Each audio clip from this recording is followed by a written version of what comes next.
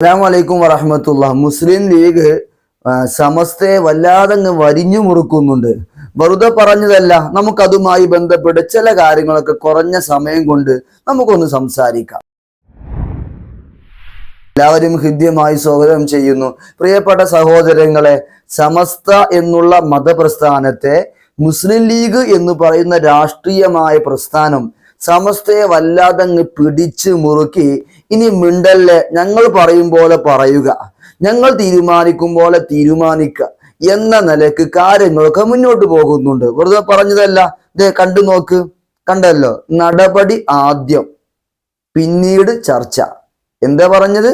നടപടി ആദ്യം, ഞങ്ങൾ പറയുന്ന നടപടി ആണ് എടുക്ക്, എന്നിട്ട് നമുക്ക് ചർച്ചയാവാം.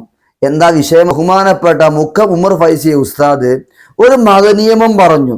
ആ പറഞ്ഞ വിഷയം തെറ്റാണെന്ന് ഒരു പണ്ഡിതന്മാർ പോലും അഭിപ്രായം പറഞ്ഞിട്ടില്ല. ഒരാൾക്കും തർക്കമില്ല. ആ പറഞ്ഞ വിഷയം 100% ശരിയാണ്. അതായത് മതസംഘടനയിൽപ്പെട്ട ഒരു പണ്ഡിതൻ ഒരു മതനിയമം പറയുന്നു, അത് തെറ്റാണെന്ന് ഒരാൾക്കും അഭിപ്രായമില്ല.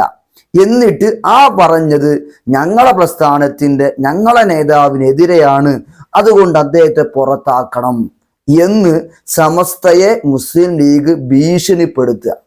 പ്രിയപ്പെട്ട സഹോദരങ്ങളെ, ആലോചിച്ചു നോക്ക്.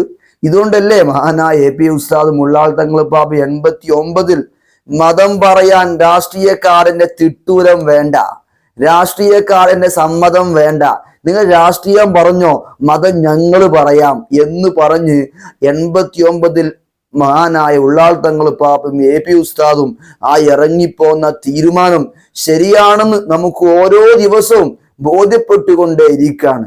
അതുകൊണ്ട് എന്നെ കേൾക്കുന്ന ആളുകളോട് വലിച്ചെറിയുക, രാഷ്ട്രീയത്തെ വലിച്ചെറിയുക. മതം മതമായി തന്നെ പറയട്ടെ, അതിൽ കൈ കടത്താൻ ഒരു രാഷ്ട്രീയക്കാരെയും അനുവദിക്കാൻ പാടില്ല. സുന്നികൾ ഒറ്റക്കെട്ടായി ഇവിടെ ഉണ്ടാവണം എന്ന് ഓർമ്മപ്പെടും. രാഷ്ട്രീയം എന്നുള്ളത് ഭൗതികമായ കാര്യമാണ്, ഇത് മതത്തിന്റെ വിഷയമാണ്. ആ മതത്തിന്റെ വിഷയത്തിൽ കൈവെക്കാൻ ഒരു ആത്മബോധമുള്ള, തൻ്റെ ഇടമുള്ള ഒരു സുന്നിയായ ആളും സമ്മതിക്കരുത്. ഇനിയും കാണാം ദുആ വസിയത്തോടുകൂടെ. അസ്സലാമു അലൈക്കും വറഹ്മത്തുള്ളാഹി വബറകാതുഹു.